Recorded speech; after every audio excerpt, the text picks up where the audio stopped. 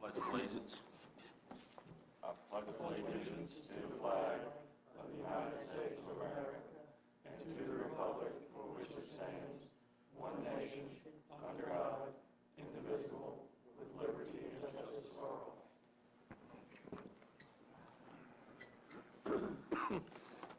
Welcome, everybody. I don't think we have any approval of the minutes from the February 28th meeting yet. Correct. So we'll go right into the report of the town manager. Warner?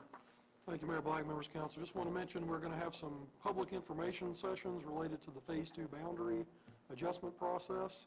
First will be held next Thursday, March 23rd at 7 p.m. The next one will be Saturday afternoon, March 25th at 1 p.m. Both of those will take place here, and anyone who's interested in that process or the town operation in general is cordially invited to attend. Anything else? That's all I've got. All right. Anybody got any questions or Mr. Warner or any? No? Okay. Appearances before council. Deborah, do we have anybody signed up? Would anybody like to speak? This is kind of our public comment period, if anybody would like to speak at this time.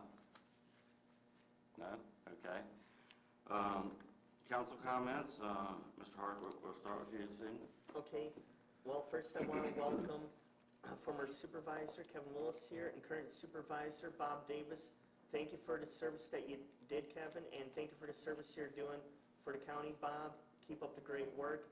And you know what? Let's try and work together to try and make both the town and the county better than what it is right now. I'd like to say Saturday morning I attended the Mayor's Youth Council at Public Works. And I have to say, I probably learned just as much as the youth did. D.W. put on a great talk. He covered all the bases about recycling, about public works, took a field trip to the landfill and to Liberty Lake. But I did not realize that styrofoam is one of the biggest, substances that does not dissolve in a landfill. It takes 150 years. And also, it is being cycled out within about 2 years, being replaced by a sugarcane type foam. So I really learned a lot. And cigarette filters, takes them 25 years to dissolve. I mean, I was very amazed at what I learned. And I think the youth really appreciated it. And that is a great thing, Mayor, that you have formed, that they take part, they ask questions, and at the end, had some very good comments as to what we should do, what direction we should go. So I think next time is going to be the electric department, so look forward to that. Thank you. All I want to say, I just want to thank all our employees for the great job that they do and keep us down running. So, thank you. CG kind of highlighted what we did on Saturday. DW, I appreciate you taking your time, and Anita to meet with the young kid, the Mayor's Youth Council.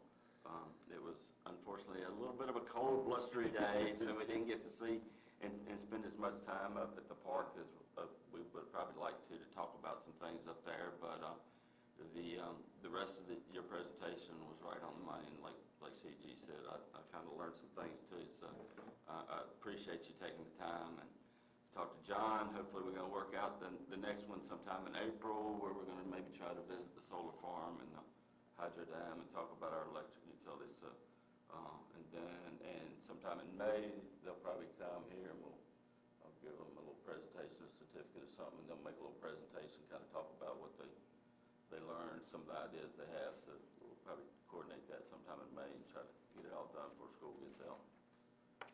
That's all I have right now. Report of council committees. We haven't had any committee meetings since the last time. No. And revisions to the agenda. There is one item I would like to add to the agenda. It's a little bit of a discussion on our ARPA funding for the Water Authority. There's been some changes and just got some updated information, and I think we just need to discuss that so that we can figure out how we kind of maybe want to respond to the Water Authority on what they're asking. So we'll add that under new business at the very end. All right. First item on the agenda is the public hearing to amend the electric tariff to include a temporary storm cost recovery charge. Mr. Warner? Notice is hereby given that the Town Council of the Town of Bedford, Virginia, at 7 p.m. on Tuesday, March 14th, will hold a public hearing in the Council Hall of the Town Municipal Building to consider an ordinance to amend and reenact the Town of Bedford, Virginia electric tariff to implement a temporary storm cost recovery charge, or SCRC. The proposed charge is necessary to recover extraordinary costs incurred during the recent major weather event known as Winter Storm Elliott in December of 2022. Electric rates are authorized by the general authority granted to the Town of Bedford to provide electric service, to operate an electric utility, and to set rates from time to time under Section 15.2-107 and Section 15.2-2109 of the Code of Virginia, 1950 as amended, and also under the Charter of the Town of Bedford. The SCRC is a temporary fixed charge to be added to each electric customer's monthly bill in order to recover costs of power, labor, and material incurred to meet extraordinary customer demands during the catastrophic Winter Storm Elliott. Under the proposed tariff amendment, the SCRC consisting of a fixed $10 per month addition to each customer's bill. This temporary charge will sunset in 12 to 15 months after storm costs have been recovered. The proposed ordinance is intended to recover one-time storm-related costs incurred to meet extraordinary energy demands incurred to keep service online to customers as a result of Winter Storm Elliott. The proposed ordinance requires reporting to Town Council of the proposed SCRC cost recovery, and under the proposed amendment to the tariff, the proposed SCRC charge will sunset no longer than 15 months from the date of passage. A copy of the full text of the proposed ordinance and a copy of the complete Town of Bedford electric tariff, including the proposed SCRC, has been available for inspection by the public in the office of the Clerk of the Town Council. With that, I'll open the public hearing. Is there anybody that would wish to comment on amending the electric tariff? I have a question. What happens if next year there's another storm and we're still paying for this year's storm? I mean, how much can we end up, multiplying and still paying Right. multiple years? Could you just give us the name for the record and then what, Yeah, I'm Nancy Layton, Can you spell the last name, please? Leighton, 750 Peak Street. okay, and I'm sure we'll discuss. All right, is anybody else that wish to speak? If not, we'll close the public hearing. All right, so we'll move into new business, request to close streets for a Memorial Day 5K walk from Runabout Sports Roanoke. Runabout Sports of Roanoke is requesting permission to hold a Memorial Day 5K walk on Saturday, May 27th, 2023, and to close streets related to the Loop, the typical 5K course that also is used by the Bedford YMCA during their event. The race start time would remain the same in years past, 8:30 a.m. with approximately 100 to 200 runners participating. Runabout Sports would notify the Fire Department, Police Department, and Bedford County Fire and Rescue of the street closings. Residents of the affected streets will also be notified and will have ingress and egress to their homes. And I would like to draw to council's attention that that is a holiday weekend and there would be a significant amount of overtime incurred by staff in conjunction with the request. All right, do we have a motion? So moved. Second. Discussion? Have we ever had a breakdown of the costs? I know for the other ones we've done. Ballpark it, it's, what we say, a couple thousand maybe, with manpower and everything in the prep work. And there's no remuneration. I mean, these folks aren't paying us. Well, I guess they've gone through our facilities use policy and paid the $100 administrative fee, but we did have a discussion at staff level today about really the need to formulate a special events policy to address the expenditures and process involved. Like you said, it's a holiday weekend for the officers and others. The Christmas 5K it's not on a special holiday, it's just, Yeah. First weekend in I December. mean, this is Memorial Day weekend. I don't know. Kind of bad timing. Love it. You know, it's great that they want to do this, but Memorial Day weekend is going to be a busy travel day, and I'm not saying that every weekend is not, but this weekend especially.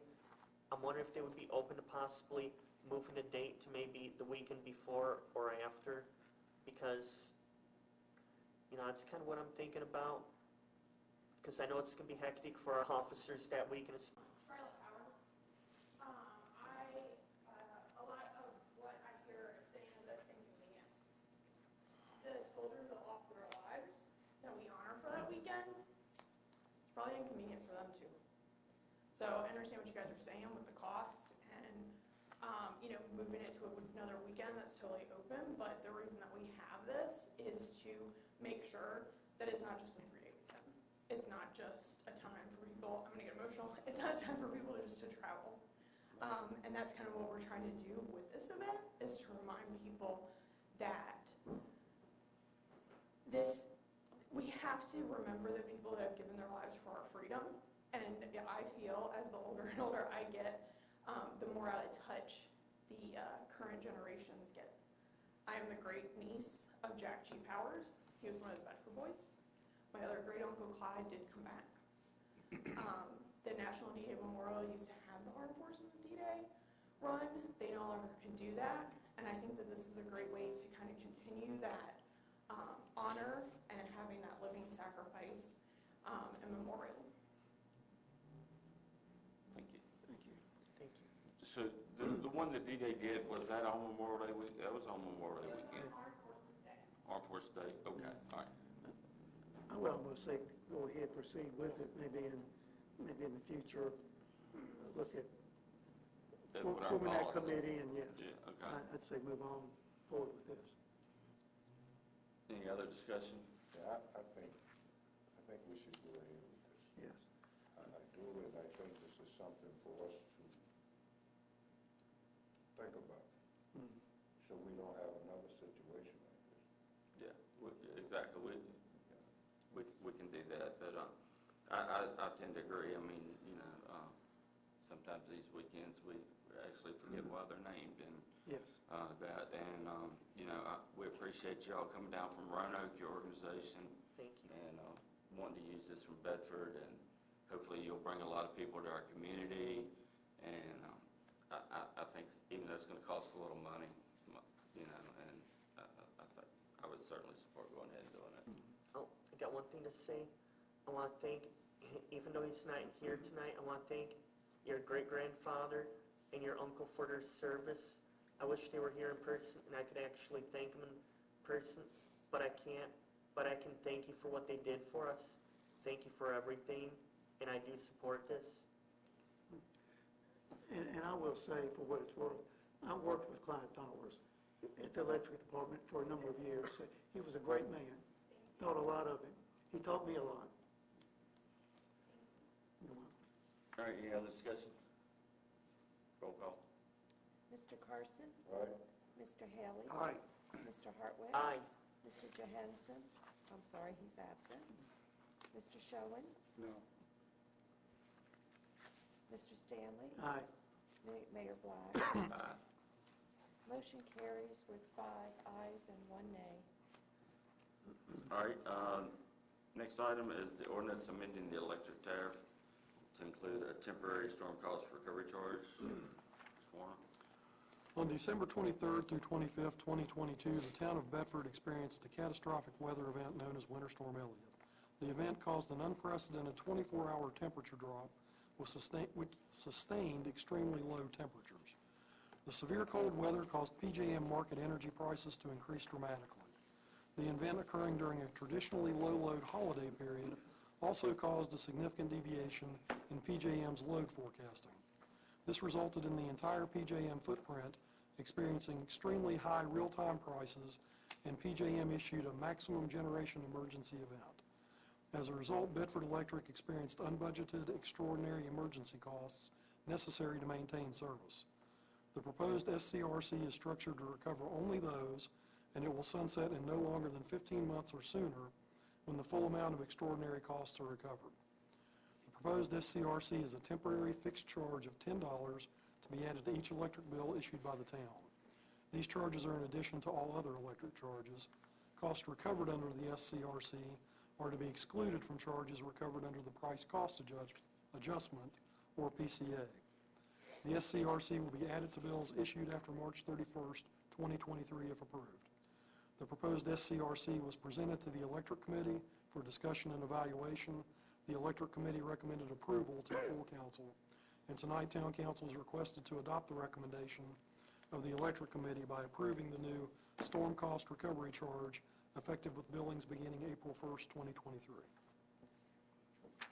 Before we have a motion, I'd like John to come up and give us a little more detail on what caused this and the effect on the utility and some numbers, and then we can ask any questions you've got of John while we're here. So, because we need to explain to our citizens and our customers why this has occurred and why we're looking to do this. Yes, sir. Thank you for your time tonight. I appreciate that. I take no great pleasure in asking for this additional charge. However, Winter Storm Cost Elliott was a once-in-a-generation event. That's the way we're describing it. Temperatures dropped dramatically on December 23rd, Friday. We worked clear through all Friday and late Friday night. It just so happened that the Appalachian Power peak demand occurred Friday evening when we were able to run all of our resources. So that's a good thing that came out of this, which we'll get the benefit of that over the next year. Unfortunately, the regional power grid was, I'm not going to say unprepared, but this kind of took them by surprise. Even though we knew there was a storm coming, what happened in the power grid is a lot of the generation resources that were called to operate failed to come online, and that pushed prices up dramatically. So we worked till late Friday night, and unfortunately we ran out of fuel for our diesel units, and also the river had risen to such a level that we had to shut down the hydro plant. And we worked through Saturday to try and get things restored, and we were unsuccessful in getting the hydro plant back online. There was, between the high water and all the debris in the river, we just couldn't get it running properly. We did get it back online by Sunday afternoon. So over that 3-day period, we experienced approximately $790,000 of additional emergency energy cost.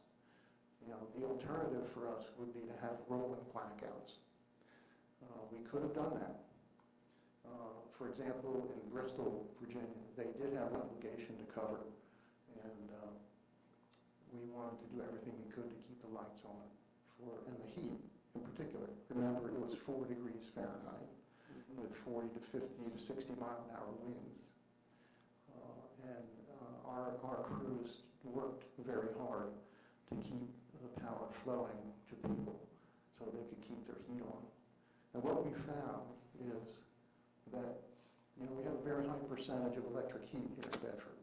We don't have natural gas heat. We have a very limited amount of oil heat and other heating sources. We found that just about every house had their heat on at pretty much full capacity. And that drove our demand up to the highest that I've seen it since I've been here in 8 years. That was the worst event that I've ever gone through in my career. It was very difficult to work because of the conditions. We had an emergency in terms of just obtaining power to keep the lights on, and at the same time, just a great concern for our customers. So we didn't have any more than 300 customers off at any given time. which was very good considering that Appalachian Power had almost 100,000 customers off. And not only that weekend, but it extended into the next week. We didn't have anything like that. So from that perspective, I'm very pleased with the way we operated, but it was expensive. And it was our obligation to meet the demands of our customers. John, just to help educate, and we talked about this too, obviously, if we're going to recover these costs one way or the other, because we have what's called a power cost adjustment in our electric tariff. So if we ran these costs through the power cost adjustment, which adjusts every 6 months, Yes. how much, right now, that PCA is like 2.5 cents. 2.4 cents, yes. So what would that increase? It would double it, It would double. right. So on a 1,000 kilowatt customer, just using the average, 1,000 kilowatts, that would be $25 more. That's correct, And we would recover that cost in 6 months. correct. So that would be a bigger burden than on the Yes. customer than looking at this strategy. That's correct. If we do nothing, this cost will lapse into the PCA and will automatically be collected at that pace. So customers would actually see a higher increase for that 6-month period. We don't want that to happen. The other thing it would do is place a large burden on large consumers. Right. And, Your business customers. and I think that would be a disaster to let that happen. Right.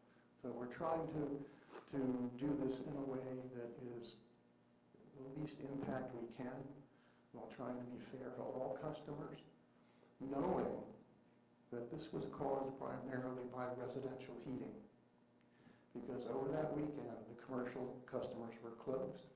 They were offline. So they really didn't contribute to that. It was almost entirely caused by residential heat. So this is what I think is a fair way to try and recover this cost with the least impact that we can impose on customers, but still recover and meet our obligation to pay for those costs. So we're asking that you consider this charge. If you have any questions for me, I'd be happy to answer them. Right now, the total amount that we'd like to recover is $790,000 and change. So you said we probably recover this in 12 months to 15 months? I think probably, yes. How many customers, is 6,800, is that Yes. about? We produce about 6,800 bills a month. So you figure in 10 months, that would be $680,000, roughly. So I think in 11 months, we probably would have that covered. What happened with the James River? You said it was high? I mean, I don't remember a lot of rain or snow right now. Well, there was a tremendous amount of water and what was coming from upstream. But the worst thing for us wasn't, the water was high, it was above our high level. But the worst thing for us was all the debris that was in the river coming from the high winds. It was just full of trees. And I don't know if you've been up to our hydro plant, you know that we have a trash rake. Trash rake is outside. And it's a very slow process to keep the debris out of the plant. So between the high water, which was above our maximum operating level, and the debris in the river, we just could not keep the plant online. We didn't want to risk damaging the plant at that point. And so we made the decision that we would close the plant for that Friday night, come back Saturday, and try and restart the plant, which we did briefly Saturday morning. But we again found that the water level was too high, and along with all the debris that was in the river. We actually had trees stuck under the head gates. And that was a dangerous situation. We were able to dislodge them during the day, but we couldn't continue to do that to keep the plant online. As far as the diesel situation, what can we do to make sure that doesn't happen? Well, in the future, we're going to have to come up with a pre-order so that our supplier knows to be available, under these circumstances. Nobody thought we were going to spill this over into Saturday. We thought Friday night was going to be the big peak period, which it was. But things got worse on Saturday, not in terms of the peak demand of the area, but in terms of the energy costs that we had to pay to keep the lights on. So, don't we keep our generators full? We do. Well, they're not always full because you can't, they run so few hours during the year. They only run about 80 hours a year. So you can't keep them completely topped off because you get so much sludge in the tanks that you've got to shut things down to clean out the sludge. So the units were probably 80% full coming to the end of the week. They ran pretty much all day Friday. And what we found is we were running low, and one of the units did trip off because of water leak in that unit. And then we cannot run the tanks down to zero because we won't be able to restart the plants. There always has to be some amount of fuel in the tank, so we don't have to reprime these diesel motors. So. Okay, got a couple questions, and this is for the record. Number one, are there any cuts you can make to help offset some of the costs, because some of the people out there may be wondering about that? And two, if we vote against the $10 extra on the electric bill, that will cause the electric rates to go up even higher. Well, to your second question, yes, it would, temporarily for 6 months. Instead of paying $10 a month, you'd pay more like $20 to $25 a month. And the worst part about that is the larger customers would see a much higher increase. And I think that would be unfair to them, considering they were not even operating during this time. They were closed. I mean, if you add 2 cents to the PCA, like I said, the large commercial customers are going to get penalized, and they weren't part of the demand problem. So, I mean, That's right. To me, when John first told me about this way back, I said, this is, to me, to spread this cost out over a longer period of time makes more sense to, I mean, obviously, we've got to recover the cost. We can't take a $790,000 hit in cost and just give that free that much electricity away. So we do have to recover it. To the point about going over the 15 months or 12 months and trying to get into the next year, I would like for us maybe to consider sharing this burden with our customers a little bit. I did some numbers based on the 6,800 customers at $10 for 9 months. We would recover about $612 of the $790.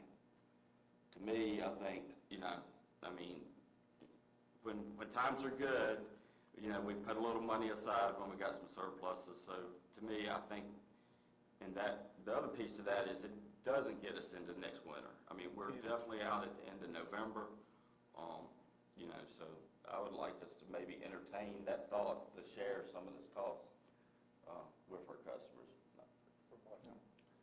So if we did the $10 a month for 9 months, that's going to get us about, at 6,800 customers, that's going to get us $612. 612,000. Yes. I mean, 612,000, yes, you're correct. Yeah. So that's about 80%.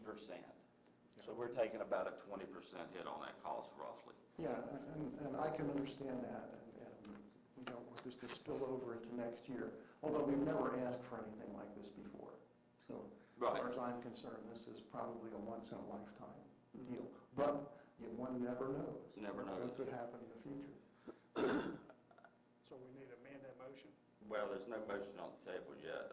We're just kind of discussing. I mean, I can certainly make that a motion. Mr. Mayor, I tell you, as far as I'm concerned, I agree with this. And I'll tell you why. Because these people went out there and they worked Friday, Saturday, in the cold, trying to make sure that people got electricity, that they weren't in the cold. They got good service. We wasn't up line no longer than 2 or 3 days. It wasn't a week or 2 weeks like some of the other places. there in the cold doing this. This was an act of nature. It was nobody's fault. It was nothing we could have stopped. This was an act of nature. We didn't see this coming. It's here. Right. So I think it's only fair that the people help us because they were out there helping them. I could be wrong, Well, but I think that, you know, $10 for that length of time, I know people on fixed incomes and some people may think that that's too much of a burden. I understand. But the burden would have been if they had no electricity for a week or two. Yeah. Think about that. But they didn't because they had people, could have very easily said, we're not gonna do no overtime. We can't have overtime. And waited, just carried it along, but they didn't. They was on point from the time it started to the time they got it back on. And I know we're gonna face criticism for it, you know, because you always have these people that try to stir the pot when you're trying to do something right and fair. But that's okay. This is something that we didn't see coming. This is something I think that can help us. And I think that, yeah, you don't have to keep apologizing for asking for this. We all need help sometimes. And some of these people, they're good people. They'll go out and buy 2 boxes of Girl Scout cookies. How much are they? You know? They'll send $25 to the Red Cross donation. How much is that to help? And I don't think they should mind helping the town of Bedford companies. That's my thought. And let me, I'll come from the different side of, probably more John's side, in that I was saying, been there, done that. And I've given up several Christmases because of storm. When things like that hit, it's all hands on deck. And it's no fun, 15, 10, 8-degree weather. But you're out there getting the lights back on. And this is, to me, a very small price to pay. The larger utilities like AEP, Dominion, they'll have a rate increase. They'll go to State Corporation Commission, get approval, their rates will go up. But storm restoration is expensive. You got overtime, double time, trucks, crews coming in from out of town. I mean, it is a tremendous burden on the financial side of things. And it could have been a lot worse. But, and even though, yeah, you see storms coming, you don't really know the impact of them. And this 4-degree weather, I mean, I went to run up Christmas afternoon and it was 8 degrees. And I told Glenda then, thank goodness I'm retired, because I'd be right out there in it. And people don't realize what you all do. Again, that is a small price to pay to keep the lights back on. And I echo just what Councilman Carson just said. It's well, I'd pay more, but to me, it's well worth it. No, I appreciate the support, and I was here the whole time myself, and our field workers, I mean, God bless them, they just made a Herculean effort. Oh, y'all did a to keep great things job. going. but let me clarify something here a little bit too. The $790,000 is purchased power costs. It's not overtime, it's not materials, it's not anything else. We absorb that in the normal cost. We're not trying to recover that. Yeah. So we did it. It's still costs incurred. Yes. Well, but we did it, I mean, that's kind of the normal cost of business. I mean, we have overtime in our electric utility. I mean, we have materials when power goes out. Yes, it was terrible conditions to work in, I get that, but that's not what that's not what we're trying to recover, those costs. We're not trying to recover those costs. That's what I'm glad we're clarifying. Yes, all we're trying to recover is the purchase So power that cost. additional power for those 2 to 3 days was $790,000. Yes. Not the overtime, not what happened at the hydro dam. No. None of that. John, Purchase power costs. so a normal megawatt hour is what, $80? Somewhere between $40 and $50. $40 to $50 now. It's, at one time, you told us in the electric committee, we were buying power at $3,500 a Actually, megawatt. $4,600. $4,600. Per megawatt. This is a bigger issue across this nation than just Bedford Electric. I mean, our grid needs a ton of work. Yeah. And I'm glad you mentioned that, because think on Friday night in particular, when APCO set the peak, which is important to us, our solar field was offline because it was dark. And throughout the PJM footprint, this movement towards renewables, you get in these circumstances where there isn't enough generation to meet the demand. And that's a problem going forward. We've already gotten notice from PJM that they may have shortages. If another event like this comes, we will have rolling blackouts. The hydro would have worked though, but for all the debris in the river. Yes, and the And the height. height. And the height. And the water level, yeah. And the water, because it could have worked, but it would have been a fraction of its capability, because all the water that accumulated up there. Let me just remind folks that even with this bill increase, our bills will still be lower than Appalachian Power, significantly lower. And Southside, which are our two comparable utilities. For example, Appalachian Power at 1,000 kilowatt hours will be $15 lower than that. That's 10.6% lower. And at 2,000 kilowatt hours, which a lot of folks had because they were running their heat, we would be 25% lower than Appalachian Power, even with this charge. And same thing applies with Southside, where we would be lower than what they're charging. So that gives me some indication that we're still, in a lower cost provider than our neighboring utilities, which are comparable to us. Had we not purchased that power though, I mean, it would have been more days without heat, because I went like 7 hours and that was long enough for me. Yes, yes. It was free, it was Yeah. zero outside. But what we got, the word is, look, here's your options. Continue to buy power or initiate what they call emergency and demand reductions. We chose to continue to buy power. So I got one question. On the solar fields, I know we talked about this several times in the past. Anything on the batteries yet, or anything that's coming up on where we could? Well, I'm glad you asked that question, Stacy, because we're planning with our next facility to add battery storage to it. But remember, battery storage is only good for 2 or 3 hours. That's true. So like on Saturday, when we needed power all day long, it wouldn't be that much help.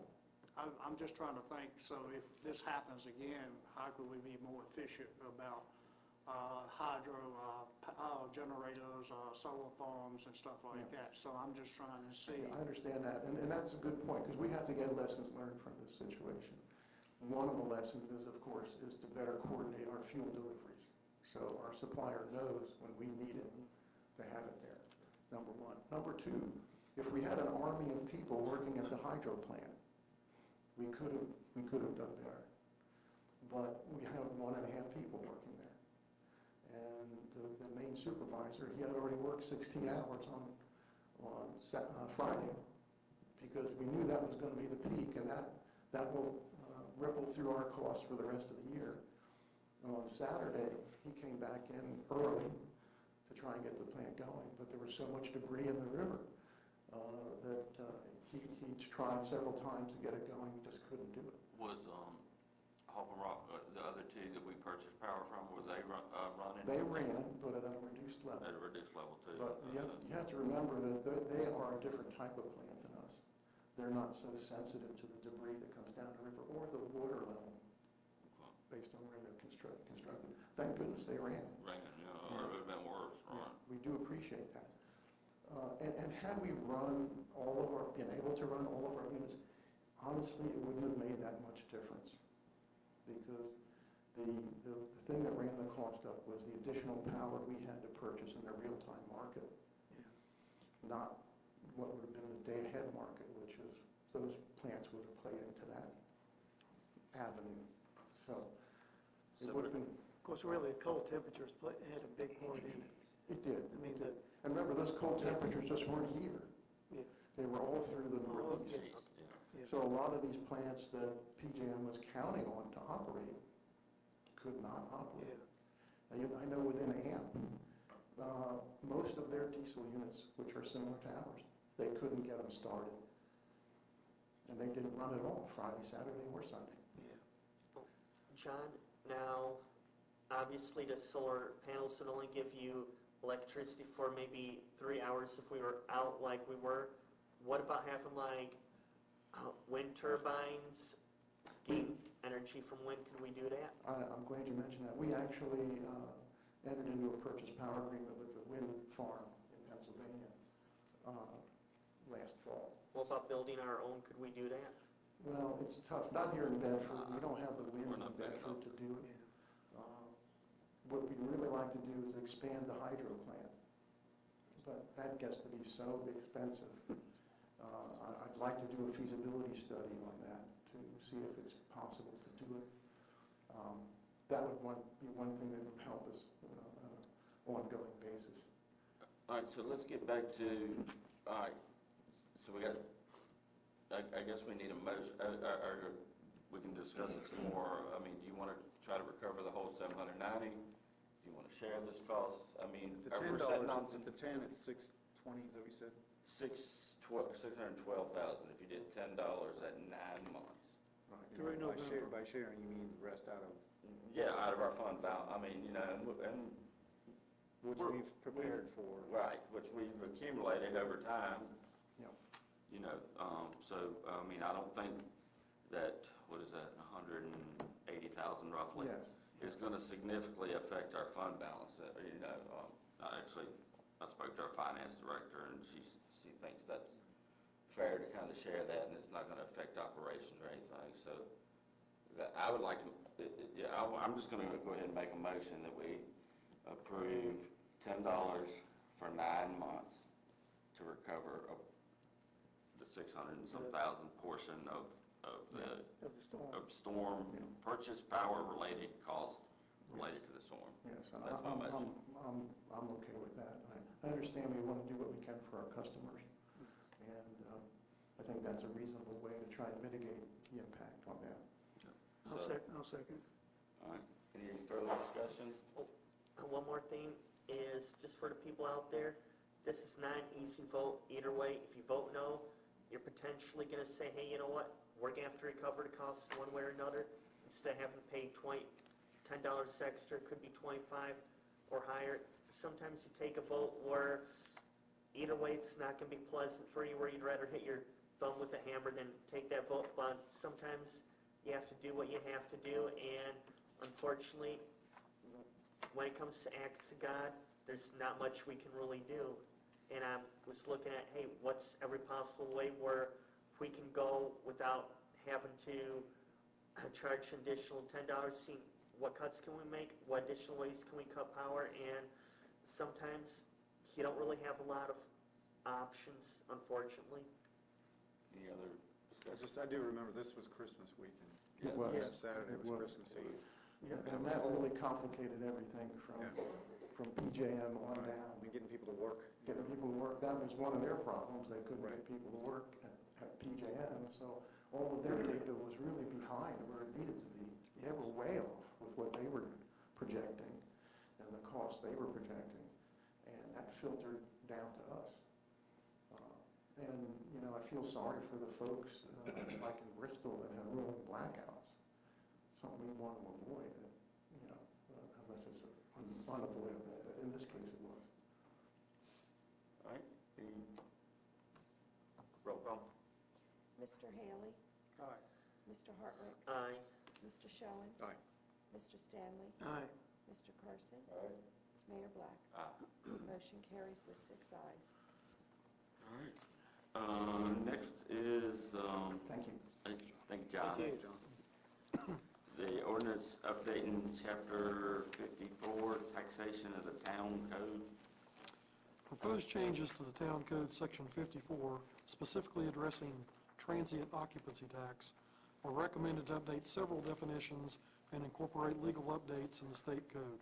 The main reasons for the change are to update definitions to match state code requirements for short-term rental arrangements, to remove references to the constitutional offices of Treasurer and Commissioner of the Revenue that were abolished upon reversion and consolidate those duties with the Finance Director, and to move the procedures for issuing of a bad check from the transient occupancy tax section of the code to a general section of the code so that bad check penalties apply to all collections under Chapter 54.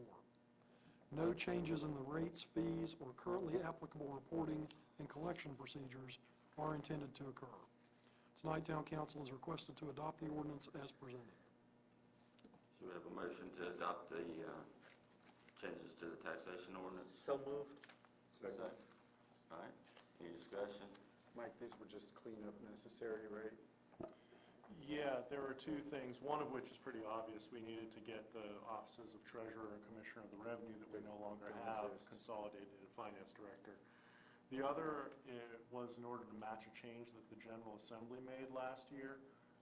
Your accommodations providers, VRBO, Airbnb, there's a couple of other smaller ones, I guess. They are remitting, rather than each individual person who has a short-term rental remitting a transient occupancy tax to the town, they collect it when you book a room with an Airbnb or VRBO.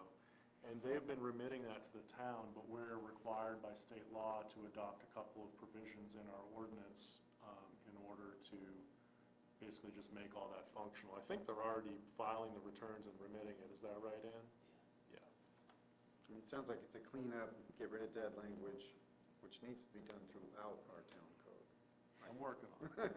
You don't want me to do it all in one shot. I don't want to do it. So, taking the treasurer or the commissioner of revenue, will that come off the books as a job title, or will that just be? Those job titles came off the book 10 years ago. Reversion. Okay, just ask that question. Yep. Mike, one question on page, I guess it's page 2. Yes, sir. So under retail sale, it's got transients for less than 90 continuous days. And then we go down here and describe transient for any period of fewer than 30 consecutive days. Is there a reason those are different, or? I don't know, actually, off the top of my head, whether that was intentional or whether that was a typographical error. Let me double check whether, I know that, because our short-term rentals, like in residential properties, that's less than 30 days, correct? correct. I believe.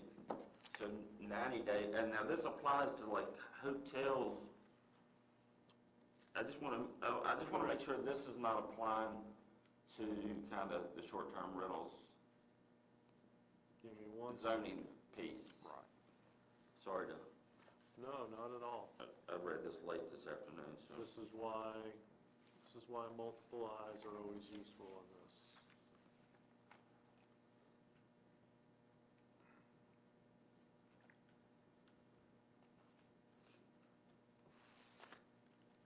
Retail means sale means a sale. So,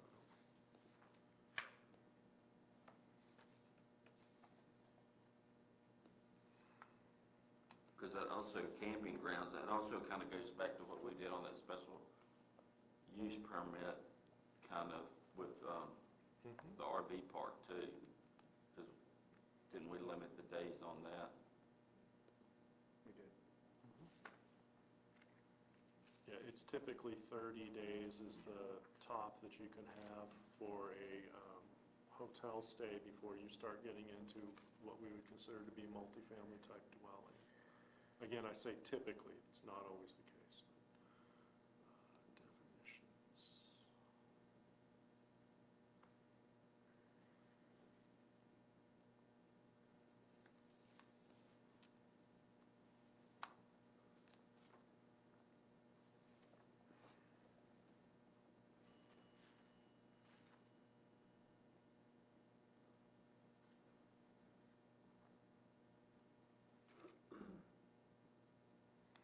I think that is a typographical error, and it's intended to be 30 days. So for consistency purposes, let's like, so you want to, amend, who made that motion? You want to amend that motion? Or Didn't make it, but I can amend it. who made the motion? Yeah, made the motion. All right, well, let's see if there's anything else. Does anybody else say anything or have any questions? Got our other lawyer looking at it now. Oh, hold on one second. I apologize, Mr. Okay. Mayor. It is intended to be for up to 90 days in order to, and I believe that the objective there is to cover people who rent for longer than our zoning ordinance would allow, which would be 30 consecutively, but to allow collection of the tax Up to if 90. they overstay Right. what our The zoning zoning ordinance ordinance would would still allow. apply. Correct. It would be a zoning, they could potentially be a zoning violation, but we still could collect the tax. Right. This is sort of like how you have to pay income tax even if you got it from illegal gambling or whatever else. Okay, all right, okay, well, thanks for clarifying that for me. Thank you. So we don't need to change it. So we don't need to change it, okay, all right. All right, so we're good. Anybody else have any other questions? Not on that. All right, roll call. Mr. Hartwick? Aye. Mr. Schoen? Aye. Mr. Stanley? Aye. Mr. Carson? Mr. Haley? Aye. Mayor Black? Aye. Motion carries with 6 ayes. All right, next item, approval of the professional auditing services. On January 18, 2023, a request for proposals was released to procure professional auditing services. The current contract had expired and an RFP was issued to enter into a new 3-year contract with an option for 2 additional 1-year renewals. By the RFP submittal deadline of February 10th, 3 competitive proposals were received. Staff from the Finance Department were asked to participate on a selection committee and evaluated the proposals based on 5 different criteria. Based on the evaluation of proposals by the selection committee, the highest ranked proposal was Brown Edwards and Company. A notice of intent to award was released on February 3rd and is available on the town's website. Tonight, Town Council is requested to grant approval for the town manager to enter into a contract with Brown Edwards and Company for professional auditing services based on the RFP. All right, do we have a motion to, So moved. all right? We have a second. Second. Any discussion? I just know they've done a great job for us over the years. Yeah, how long have we been doing it for us now? 23 years, based on my experience at least. I know it's been a long time, all right. So, roll call. Mr. Schoen? Aye. Mr. Stanley? Aye. Mr. Carson? Right? Mr. Haley? Aye. Mr. Hartwick? Aye. Mayor Black? Aye. Motion carries with 6 ayes.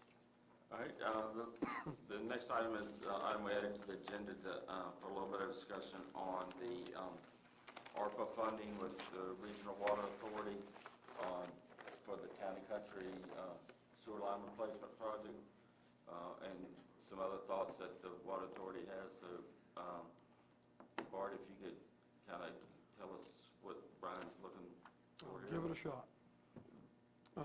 Basically, the Water Authority had applied for sewer collection systems grants for various improvements that we had also discussed in conjunction with ARPA, as well as for work on the pump station near Nichols Road, which has been the subject of quite a bit of discussion lately. Executive Director, Mr. Key, advised that the Water Authority did not receive funding for the Nichols Road substation. However, they did receive notice of a $1.2 million grant in funding for the town and country sewer construction. That is something that the town had previously committed $2 million of our ARPA funds toward, and the Water Authority was committing $0.5 million to that project. Basically, what they are asking us to do is accept the $1.2 million grant for town and country, but for us to then reallocate the ARPA money that we had previously designated in the subrecipient grant towards another ARPA project, that being the Helm Street tank improvements, which are currently slated to be $1.5 million over the original budget. I was originally asked to approve that administratively. I am not going to do that. That's why I am referring this to you for your direction. So let's talk about Town and Country first, all right?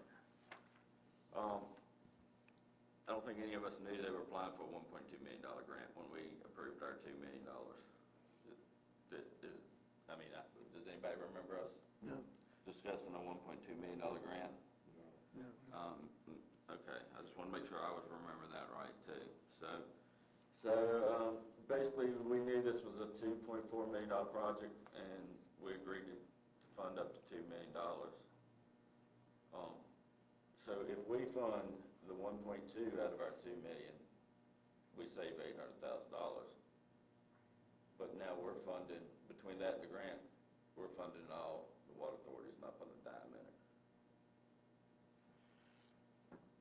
So, I've got a little bit of heartburn with that, imagine.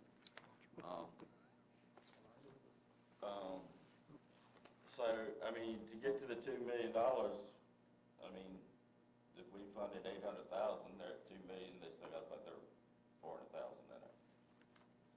Or we can fund the 1.2 million, and then we can start talking about what we're gonna do with that 800,000. I think that's our two options. I mean, the project's well underway, so, I mean, it's gotta get completed. It's just another example of us not having that information when we're making decisions from the water authority. Because I had no idea that they were applying for a $1.2 million grant. And if we known that at the beginning, that might have been a different discussion,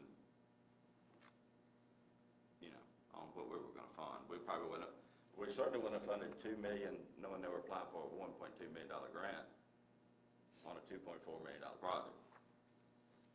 So, that's just my thought. I mean, I'm a little okay with the 1.2, but I'd rather almost them still put their 400,000 in it. I just wish that Brian Key was here where he could actually answer some questions, clarify some things for us. I mean, it's great to have things in writing, but I just wish he was here to answer any follow-up questions that we may have. So does he have to have so what's the rush now?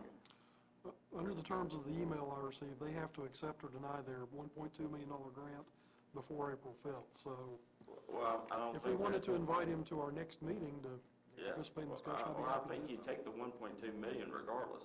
We're not gonna give up I surely hope they're not gonna not accept the 1.2 million but, I mean, we could certainly, invite him to the next meeting and. But, and then the other thing we need to know about this, obviously, in this piece is the Helm Street tank. That's $1.5 million over what they budgeted for. We were putting 2 million into that project too?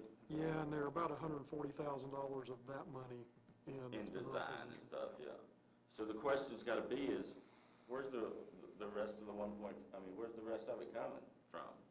I mean, do they have that funding in place? I mean, we've gotta get these projects done. Is there a deadline to spend this ARPA? Kinda.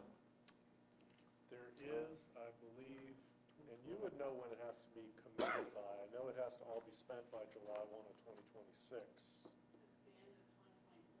Is that it has to be committed? So obviously, if they don't have the 1.5 million, is this project coming off the table? I mean, that's the question we need to ask them, I think, is, and what does that do to all our agreements and, can we use that money somewhere else? Or, I don't know, I'm not saying that's where we're going, but, I mean, these are questions that the water authority's gotta answer, because, I mean, we can't keep committing money if they can't get the projects done. And then I get nothing done. Not a thing. Can we That's get my- them to come here and answer these questions? I think they should come to the next meeting. I don't think we should take any action tonight, but I think they should be here at the next meeting and So be we able can to talk to him. answer some of these questions. I will issue the invitation. Thank you. Does anybody else got any thoughts, or does it Well, understand what they're? So basically what we're doing right now is the 1.2 million we already had committed. They're still gonna get that, but for any additional funding, he's gonna have to come before us to answer questions. Well, we haven't committed it. Right now, we're still under what we've committed, the 2 million and 2 million. But obviously, with the $1.2 million grant, we gotta figure out how we can, because that's new information and new funding that we didn't apply to our, sub-recipient agreement. So Mike, you're gonna have to figure out, depending on what we want to fund towards that now. We can definitely move, the money around, it's just a matter of papering it over. But it might, I think that all of us hear loud and clear that Mr. Key needs to answer how the budget's gonna be moved around. All right. On a happy note, the Belltown water line project is moving forward. That was also part of the subrecipient agreement, and that's out for bid. Good. Good news. All right. Any other questions? No. All right, we're adjourned. Thank you.